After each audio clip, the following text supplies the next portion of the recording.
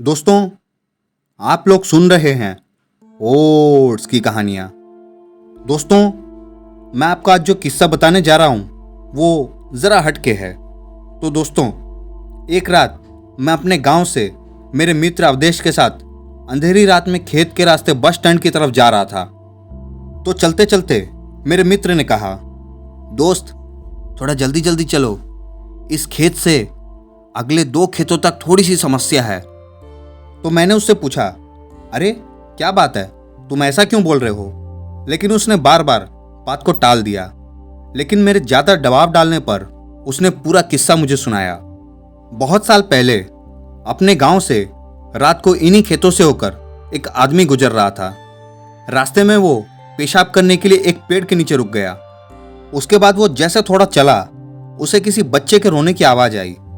तो उसने सोचा रात को पहरा देने वाला बच्चा होगा शायद। लेकिन तभी अचानक उसे याद आया कि ये खेत तो रमेशर काका का है, जो 3 साल पहले यहाँ फांसी लगाकर मर गए थे। वो आदमी सहमे हुए कदमों से आगे बढ़ता रहा और उसके दिमाग में उन लोगों की बातें याद आई कि इस खेत से गुजरते वक्त रात को कभी भी पीछे मत मुड़ना। कोई अचानक रास्ता पूछे तो उसकी आंखों और पाँव को मत देखना। कोई कितना भी बोले मत सुनना। ये सब बातें दिमाग में सोचने से उस आदमी की हालत और बुरी होती गई और वो सोचने लगा कि उसने यहाँ आने से पहले ये सब क्यों नहीं सोचा।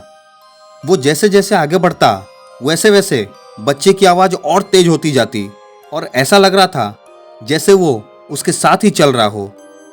तभी अचानक उसने देखा कि एक पेड़ से बंधे झूले में एक बच्चा लेटा रो रहा था। तो डरते हुए आवाज़ में उसने आवाज़ लगाई, अरे ये बच्चा किसका है? लेकिन कोई प्रतिक्रिया नहीं आई। तो वह डर के मारे आगे बढ़ गया। लेकिन बच्चे की किलकारी सुनकर उससे रहा नहीं गया और उसने पीछे मुड़कर देख लिया। तो उसने देखा वो बच्चा झूले में उसके पीछे पड़ा था। वो रहम के मारे उसने उस बच्चे को गोद में उठाकर भागने लगा।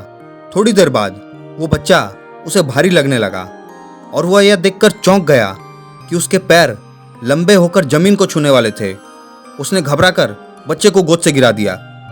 जैसे ही वो बच्चा गोद से गिरा तो बच्चा बड़े आदमी की तरह जोर जोर से हंसकर बोला, तू आज तो बच गया।